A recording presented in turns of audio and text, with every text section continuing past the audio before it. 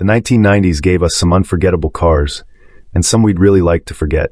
Today we're counting down truly undesirable cars from the 1990s, the unreliable, the outdated, and the downright bizarre. And trust me, a few of these are going to surprise you. Let's get into it. We bring you 13 horrible cars of the 1990s. Number 1. Dodge Neon. The first Dodge Neon launched with the cheerful slogan, "Hi." But owners weren't smiling for long. Early models suffered from blown head gaskets at shockingly low mileage, a problem shared with the Plymouth Neon. Chrysler engineers actually warned management about the gasket design before launch, but cost-cutting won out. Even the ACR Performance version couldn't escape the Neon's reputation for fragile engines and peeling paint. Number 2. Ford Tempo. By the early 90s, the Ford Tempo was hopelessly outdated. While the Taurus moved forward into the modern era, the Tempo kept limping along with agricultural-sounding engines, weak air conditioning, and transmissions that failed without warning. A lesser-known fact, Ford planned to discontinue the Tempo in 1991, but delays with the Contour forced them to keep building it, resulting in some of the worst build quality of the entire model's run. Number 3. Chevrolet Lumina APV. GM's dustbuster vans were futuristic, and not in a good way.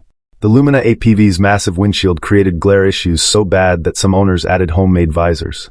Underneath, the plastic body panels hid rust-prone subframes, a problem shared with the Pontiac Sport and Oldsmobile Silhouette. GM tried to fix the styling mid-decade, but by then the damage was done. Hey, thanks for hanging out with us. If you're having fun, learning something new, or just love quirky deep dives into cars, hit that like button. It tells the algorithm, hey, this was awesome. Tap subscribe to join our growing crew of curious minds. And don't forget the bell. It's your backstage pass to every new episode. Seriously, these clicks help way more than you'd think. So thank you for watching, for supporting, and for being part of the adventure. Number 4. Oldsmobile Achieva. The Achieva was built on GM's N-body platform, but it somehow managed to be worse than its siblings, the Pontiac Grand Am and Buick Skylark. The quad-4 engine was notorious for harsh vibration, and the interior plastics cracked in the sun like they were made of chalk. A lesser-known issue, the Achieva had one of the highest warranty claim rates in Oldsmobile history. Number 5. Hyundai Excel. Hyundai was still finding its footing in the US, and the Excel became the poster child for cheap but terrible. The manual transmissions often failed before 60,000 miles, and the carbureted engine struggled to meet emissions. What most people don't know is that the Excel's poor reputation nearly caused Hyundai to leave the US market entirely, until the 1995 Accent saved them. Number 6. Dodge Caravan. The Caravan defined the minivan era, but early 90s models were plagued with issues. The 4-speed ultra-drive transmission was so failure-prone that Chrysler extended warranties just to calm angry owners. In 1996, the van's body was completely redesigned and given dual sliding doors, but kept the same transmission. A lesser-known fact, Chrysler engineers warned management that the transmission fluid spec was too sensitive. Using the wrong fluid could destroy the gearbox in under 10,000 miles. The Plymouth Voyager and Chrysler Town and Country suffered the same fate. Number 7. Daewoo Lanos. Daewoo tried to break into the US with bargain pricing and flashy marketing, but the Lanos was plagued with weak engines, failing alternators, and parts shortages. What most people don't know is that Daewoo dealerships often had to cannibalize unsold cars for parts because supply chains were so unreliable. When Daewoo collapsed in 2000, Lanos owners were left stranded. Number 8. Ford Aspire. The Aspire was basically a rebadged Kia Vela, and it showed. Despite decent fuel economy, the Aspire had one of the lowest safety ratings of the decade. A lesser-known detail, the Aspire's rear suspension was so soft that Consumer Reports noted unpredictable behavior during emergency maneuvers, a problem that also affected the early Kia Cephia. Number 9. Pontiac Sunbird. The Sunbird was already outdated by the time the 1990s arrived.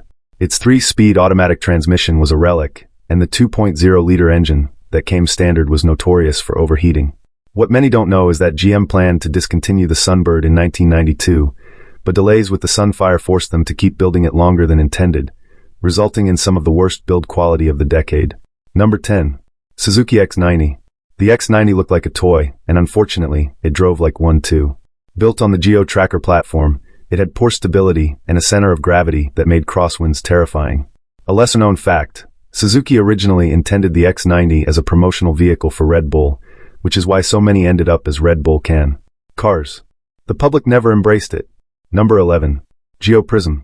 The Geo Prizm is often remembered as just a Corolla with a different badge, But early 90s Prizms weren't quite as bulletproof as their Toyota twins. While both were built at the Nummi plant, GM quietly spec'd cheaper interior plastics, weaker alternators, and lower-grade paint, all of which aged noticeably worse than the Corolla.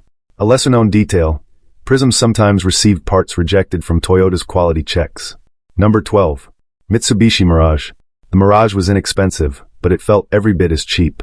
The base 1.5-liter engine was notorious for oil consumption, and the suspension bushings wore out so quickly that many owners needed replacements before 40,000 miles.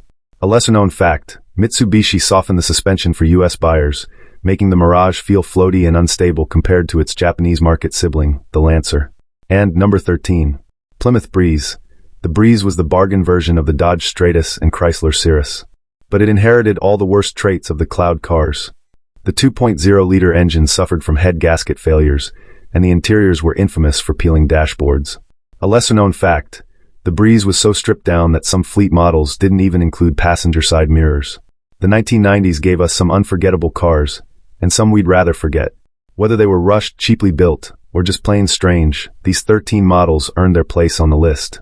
If you enjoyed this trip down automotive memory lane, make sure to like, comment, share, subscribe, and ring the bell so you never miss another list of 13.